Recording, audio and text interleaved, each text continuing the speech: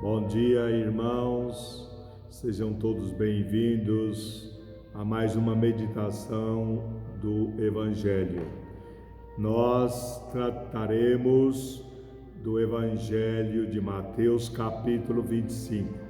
Nós iniciamos na semana passada com a parábola das 10 virgens. Hoje, dando continuidade, a parábola das virgens foi dos versículos 1 a 13. Hoje será dos versículos de 14 a 30. E na outra semana que segue, daremos continuidade a esse capítulo 25 com o juízo final, e assim se conclui e se resume todo o ciclo de Mateus, do Evangelho de Mateus, finalizando com esse tempo que nós estamos, que vamos entrar agora na igreja, nesse ciclo litúrgico chamado Advento, preparação para o Natal. Então tudo começou lá no início e vai desembocar aí através deste momento que chamamos o discurso escatológico. Escatom significa trata das últimas realidades, das últimas coisas, como o reino, céu, inferno, juízo, condenação, volta do Senhor. Tudo isso é um tratado dentro da teologia. E Mateus conclui o Evangelho nessa expectativa, dentro dessa tensão, em que o Senhor parte, como aconteceu. Jesus nasceu, veio ao mundo, depois ele morre, ressuscita, vai ao Pai. E agora nós estamos na espera do Senhor que vem. Chamamos isso, os gregos chamavam de parousia, na língua grega, e nós estamos no tempo da igreja até a segunda vinda do Senhor, chamado parousia. O que a parábola dos talentos nos dará hoje é uma definição do discípulo como servo, servidor do Senhor. Somos servos. E o que caracteriza o discípulo é o fazer, o verbo fazer, ou o não fazer. Então, qual é o destino deste servo fiel? Nós veremos através da parábola de hoje. Então, a imagem de fundo que nos é apresentada no texto, fala-se de um senhor e dos seus servos. A história é muito simples, trata-se de um operário que confia grandes fortunas ou grandes somas de dinheiro aos seus empregados. Quando aqui não é bem usado o termo empregado, mas o termo doulos, no Evangelho, no original grego, está doulos, significa escravo. Mas em vez de escravo, que não é muito bem acolhido em nossos tempos, vou chamar de servo. Por quê? A palavra o servo, ele é menos escravo do que o escravo é escravo. Então vamos usar a palavra servo. Algumas vezes também usarei escravo, para que vocês possam entender o significado disso. Bom, então o patrão aí, ele entra como um homem, um comerciante poderoso pela quantidade de dinheiro que ele confia aos seus servos, pois que ele tem que viajar, ir para fora, fazer novos negócios, e deixa na mão desses servos seus bens, lhes confiando. Vocês poderiam estranhar como confiar na mão desses escravos tamanha quantidade de bens. É que naquele tempo do mundo grego-romano, os escravos, eles assumiam grandes responsabilidades na casa, seja para gerir questões econômicas ou também no mundo político. Um exemplo clássico disso foi José do Egito, que vai se tornar o grão-vizir do faraó, ou o ministro das economias do faraó daquele período, e com isso poupará o seu povo, o povo de Israel, da grande fome que imperou naquela época no Oriente Médio. Então, a parábola, irmãos, trata dessa relação do Senhor com estes servos. Pode nos parecer à primeira vista um pouco, pode nos surpreender, mas o que é importante para nós aqui é que essa relação do Senhor com estes servos é a relação de Deus para conosco. Somos criados, somos criaturas nas quais Deus os confiou nas mãos a vida, o mundo, as pessoas, o paraíso, dando-nos essa ordem: cultivai e guardai. E esse Senhor que nos confia, nos entrega aí seus próprios bens, na condição de que a gente possa cultivar e administrar. A relação aqui é de que os bens que nos foram confiados, a reação nossa é de que nós temos que tomar posse desses bens, não com dominação, mas tê-los como pertença desse Senhor bondoso, generoso, que nos deu tão grande riqueza para a nossa administração. E Ele nos confia, nos deixa nas mãos, acreditando na boa consciência, na nossa maturidade e habilidade de gerir os seus negócios. Por isso que é maravilhoso que Deus, que é tão bom, Ele nos deu tudo que nós somos e o que temos, dele recebemos. A vida é um bem maior. Não é por acaso que existimos e sabemos que haverá um destino final e que tudo isso, gente, é graça sobre graça que nos é dado como responsabilidade. Então vemos nessa narrativa de Mateus a grande responsabilidade que temos. Por isso que aprendemos as 5 lições que nos são apresentadas sobre o discípulo. Somos servos e Jesus não nos quer independentes e livres, mas tudo tem que ser feito conforme a vontade de Deus, porque um dia teremos que prestar contas de nossas vidas. A segunda lição: como discípulo, Jesus sabe que tudo que nós possuímos é um bem que nos foi dado, mas que requer da nossa parte a responsabilidade desses bens. A terceira lição: é necessário ser bom, ser fiel, é necessário apresentar e dar sentido a tudo que nós recebemos, conforme Jesus espera de nós, como o dom que Ele nos entregou. E a quarta lição: a realização da vida depende daquilo que nós fizermos. Aí entra o verbo fazer. A plenitude da nossa existência está neste fazer que fará com que haja uma comunhão total e definitiva com o Senhor. E a quinta lição que aprendemos aí deste evangelho é que ser bom e fiel é o que se espera como ideal desse discípulo ao administrar a própria vida. Daí vemos o comportamento deste servo. Nós jamais poderemos ser um servo mau e preguiçoso. Isso é uma advertência, porque o destino daquele que não age conforme a vontade do seu Senhor será uma ruína total. Então, por isso que nos é colocado também esse terceiro personagem aí, para que a gente saiba pesar as consequências da nossa decisão orientadas para uma verdadeira vida. E no meio desse conjunto do Evangelho temos aí 8 alegorias. Alegoria são histórias construídas em semelhanças. Por exemplo, temos aí como primeira alegoria o patrão. Quem é este patrão? Jesus. A segunda alegoria: quem são os servos? Os servos é a igreja.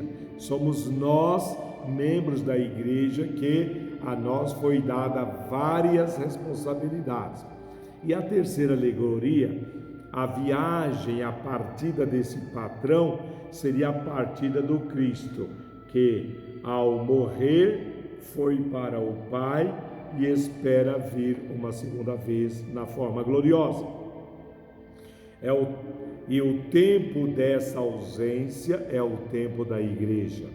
O retorno é a segunda vinda, é a parousia, conforme eu já falei para vocês. Os bons servos, a recompensa dos bons servos é a recompensa do céu, nessa quantidade fabulosa que é dada a esses servos fiéis. E a alegria deste Senhor manifestada é o banquete messiânico do fim dos tempos. E a punição do servo mau, como oitava alegoria, e são aqueles que dentro da igreja, por sua omissão, se condenam às trevas.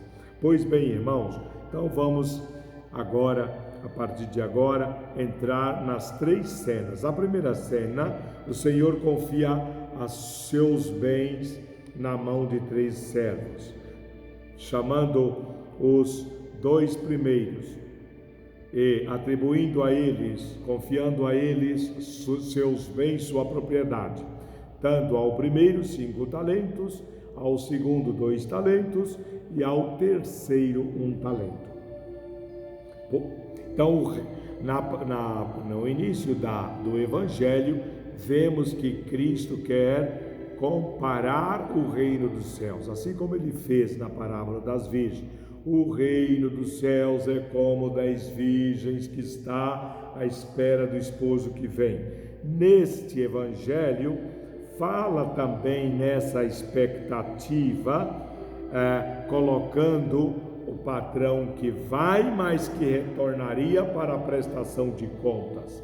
Por isso que quando nós rezamos o Pai Nosso, nós sempre dizemos: venha o teu reino. Ou também na igreja sempre se disse essa frase, Maranatá, que significa: vinde, Senhor Jesus, venha, Senhor Jesus. Nós dizemos isso em todas as missas, quando o padre diz: eis o mistério da fé. O que nós dizemos? Venha, vinde, Senhor Jesus. Não é? Então, nesse aspecto, a ausência desse Senhor quer significar que ele foi para nos preparar as moradas, mas que ele retorna. E a vida cristã vive esse momento de espera, essa tensão do retorno do Senhor. E qual é o papel de nós cristãos enquanto estamos vivendo neste mundo à espera do Senhor que vem? Então, por isso que a parábola nos coloca: e lhes entregou os bens. Na parábola das 10 virgens, o verbo é vigiar, a espera, com a lâmpada acesa e as vasilhas de óleo, de azeite. Nessa parábola, o que se espera dos servos é a responsabilidade que nós devemos ter, porque nos foi entregue pelo patrão, que quer receber de nós, na prestação de contas, o que nós fizemos com esse tesouro. O curioso aqui, gente, é que o patrão, ele não dá instruções, ele deixa tudo em aberto nas possibilidades. Então, vemos também que no decorrer do Evangelho é dado aí o termo talento, dando 5 talentos, 2 talentos e 1 talento. O que simboliza, o que significa esse talento? Um talento representa mais ou menos 25 a 35 quilos ou de ouro ou de prata. Se você colocar 1 grama de ouro no valor do mercado de hoje, está R$300. Imagina 35 quilos de ouro, que é 1 talento. Também, para ficar mais claro o exemplo, naquela época, um denário representava a moeda de prata dada a um dia trabalhado pelo operário. Calcula a vocês que estão me escutando o valor de uma diária do seu trabalho. Isso é um denário, pois um talento representava 6.000 denários. Daí, o primeiro recebeu 5, correspondendo a 30.000 denários. O que recebeu 2, recebeu 12.000 denários. E o que recebeu um talento, recebeu 6.000 denários. Tá, feito essa explicação, vamos agora à segunda cena. Os servos recebem e saem para a negociação. Começaram, os 2 primeiros saíram e fizeram multiplicar tanto o que recebeu 5 quanto o que recebeu 2, os seus talentos, dentro da ordem. Mas o terceiro servo, o que ele fez? O que ele fez? Vejamos a ação. O verbo diz que ele saiu, ou seja, ele se afastou. Depois, cavou um buraco na terra e escondeu o dinheiro. Ou seja, ele, como naquela época não havia bancos, ele colocou escondido no terreno para que os ladrões não roubassem. Talvez representasse isso aí uma certa cautela, um cuidado para evitar o roubo. Porém, ele não fez segundo a expectativa do patrão, um bom negociador, que lhe deu para que ele multiplicasse o talento. Não, ele resolveu esconder. Aqui temos um aprendizado. Gente, o servo deve ser como o mestre. Não existe discípulo superior ao mestre, nem servo superior ao seu senhor. Basta que o discípulo se torne como o mestre e o servo como o seu senhor. Ou seja, este servo deveria ter feito como patrão. Se tivesse recebido um talento, iria administrá-lo, negociá-lo, iria dobrar essa quantia e não guardá-lo por medo. É o que nós vamos ver daqui a pouco. Vamos então entrar na terceira cena. Quando o patrão retorna, todos prestam contas. Claro que os 2 primeiros, felizes, trazem o resultado do seu trabalho. E a atitude do patrão, do Senhor, frente a eles, será chamá-los servos bons e fiéis. Aos 2, quase identicamente, será usada essa expressão: muito bem, servo bom e fiel. Ser bom, servo bom, é aquele que aceita plenamente o seu cargo e se coloca ao serviço do seu Senhor, não se apoia em suas ideias, mas e nem seu estado de ânimo, que é variável. Não se distancia do patrão, pelo contrário, se identificará com o patrão em suas buscas e interesses.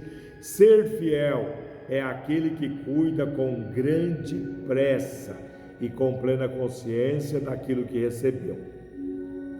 E a frase do patrão é interessante, gente. Ele dirá: como foste fiel na administração de tão pouco, eu te confiarei muito mais. Essa ideia de confiança requer a responsabilidade.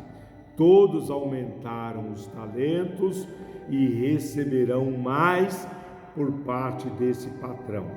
Isso é entendido no plano da sabedoria, do bom senso, como lá diz no livro dos Provérbios 9, versículo 9.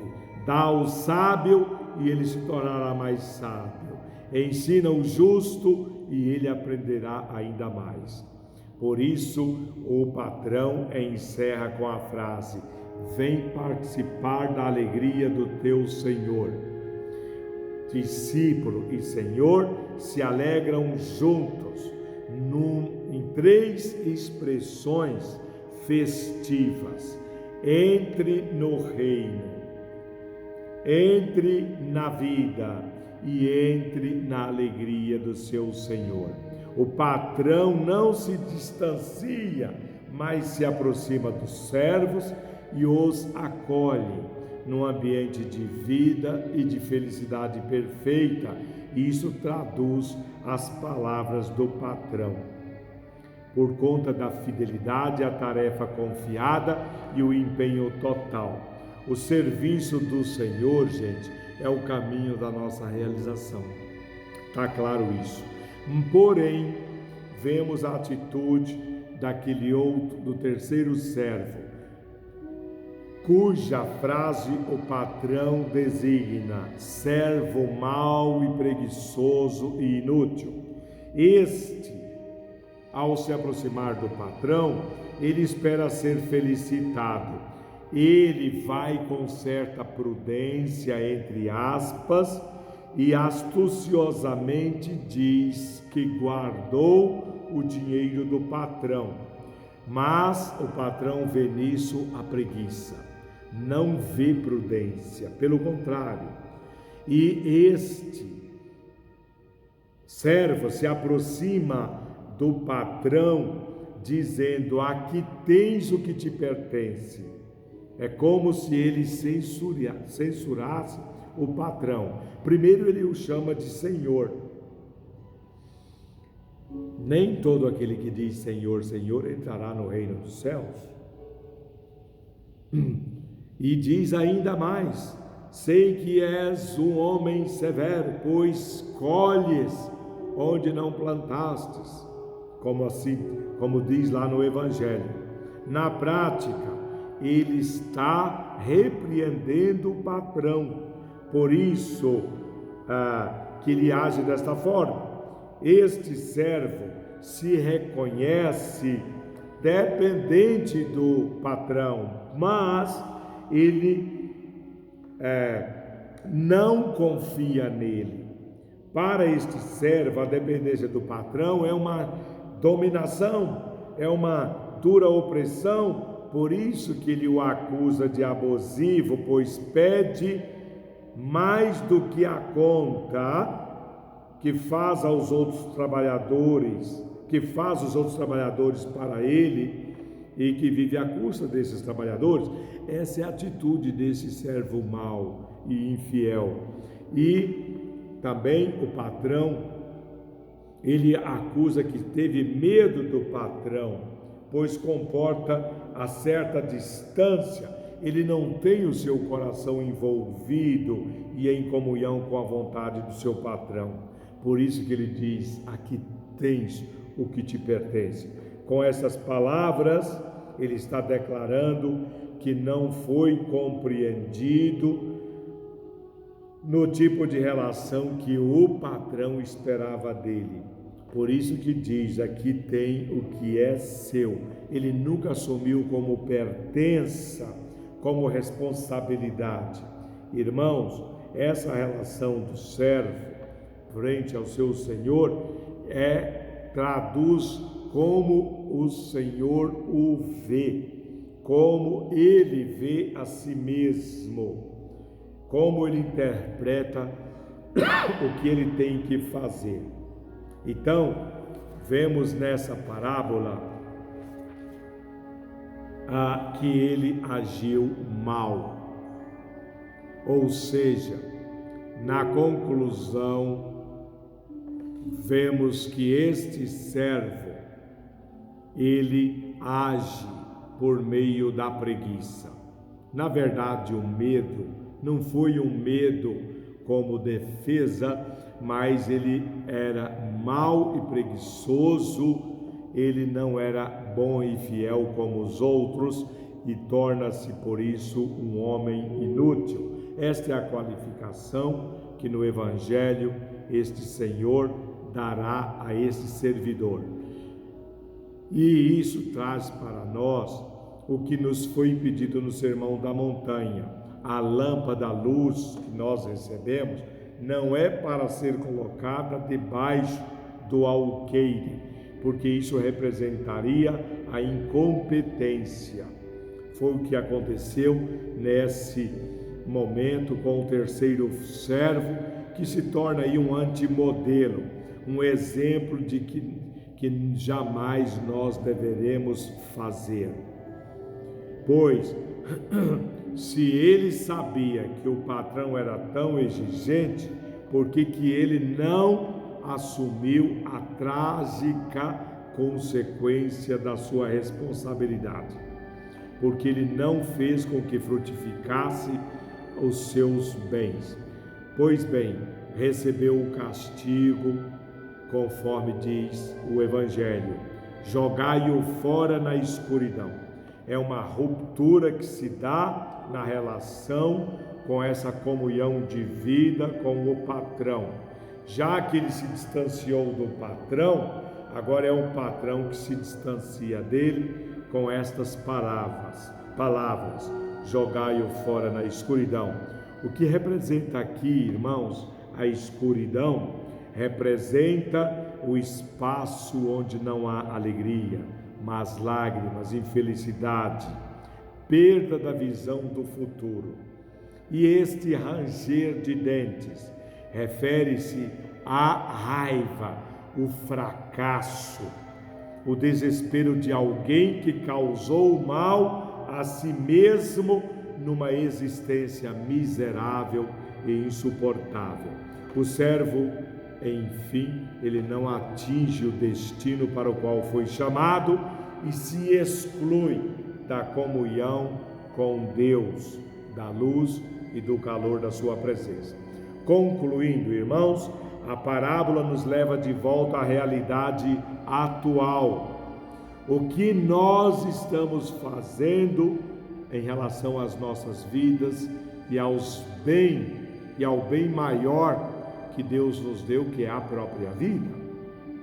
Jesus nos ensina que a maneira de esperar a sua vinda é trabalhando com o sentimento de pertença, fazendo em todo o momento o que Ele faria se estivesse em nosso lugar, aumentando o que é recebido e pensando sempre no próximo.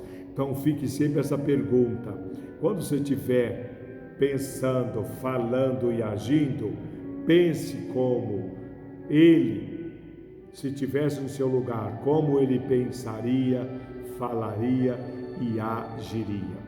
Todo esse agir no mundo deve estar baseado na confiança de Deus. Deus não é um tirano, um patrão ganancioso, mas Ele é ternura e bondade. Ele pensa no bem de todos os seus filhos e dá a cada um conforme as suas capacidades. O maior dos bens que Ele nos deu está aqui, é o seu próprio Filho. Irmãos, o maior dos bens é Cristo. Nele nos deu um tesouro vivo que não pode ser escondido. É assim que o discípulo não pode se dar ao luxo de esconder a luz, a lâmpada, e fazê-la brilhar para o bem e o benefício de todos. Com essas palavras, estou encerrando com vocês a meditação, a teologia, esse discurso da fé apresentado no Evangelho de Mateus. Se der ainda tempo, farei agora um comentário dos padres da igreja. Olha o que dizem os santos padres a respeito desse Evangelho. Quem não ama, perde o amor que tem, diz São Gregório Magno. A quem quer que seja dado o dom de pregar, de ensinar, é dado de forma que os outros possam tirar proveito deste dom.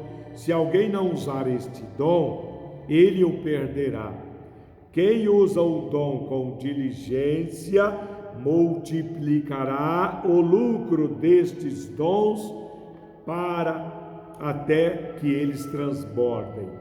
Quem permanece indolente, por outro lado, perderá o que recebeu, diz São João Crisóstomo.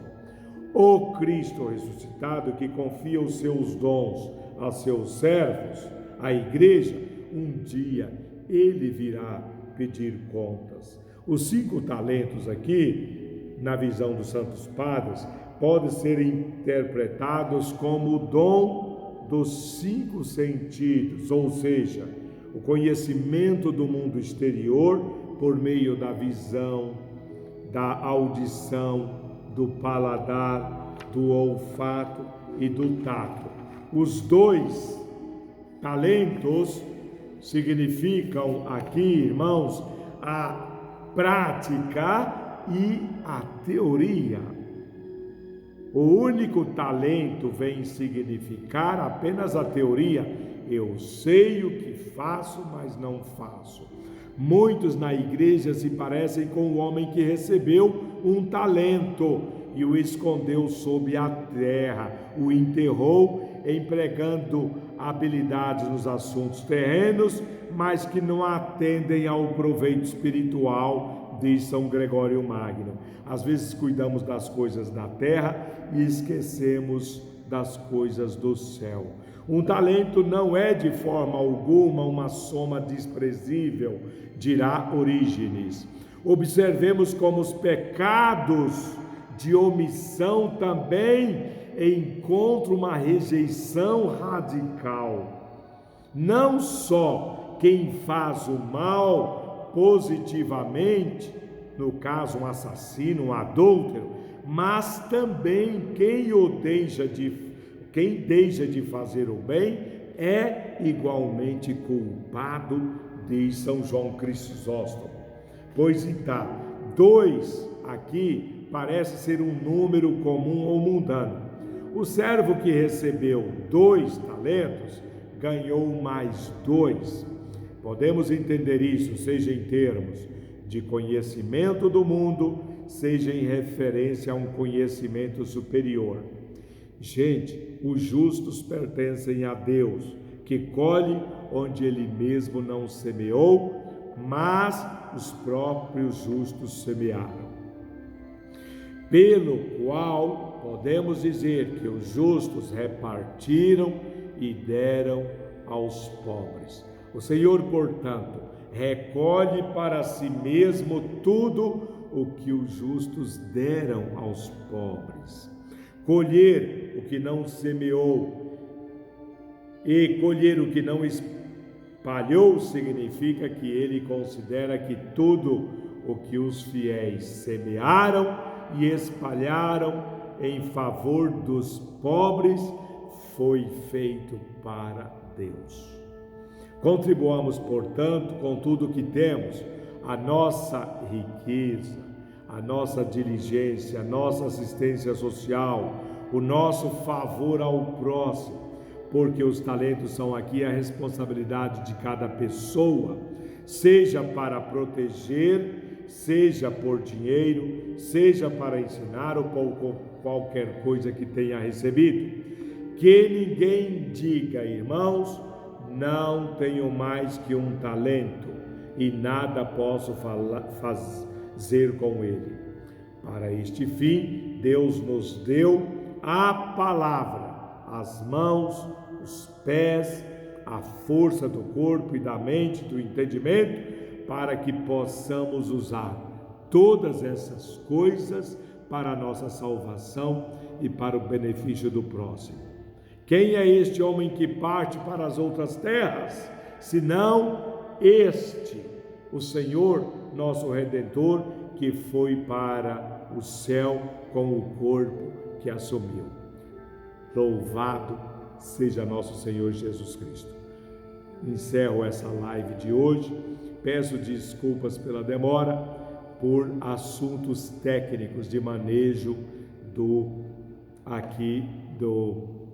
celular e da plataforma do YouTube, que permite 30 minutos de gravação, 38 no máximo, e tive que fazer todos os ensaios e me adequar ao uso dessa tecnologia para chegar aonde cheguei. Então peço desculpas pelo atraso mas na próxima semana vamos tentar ser pontuais. Um bom final de semana para todos, permaneçam na paz do seu Senhor. O Senhor esteja convosco, Ele está no meio de nós. Abençoe-vos Deus Todo-Poderoso, Pai, o Filho e o Espírito Santo. Amém. Um bom final de semana para todos.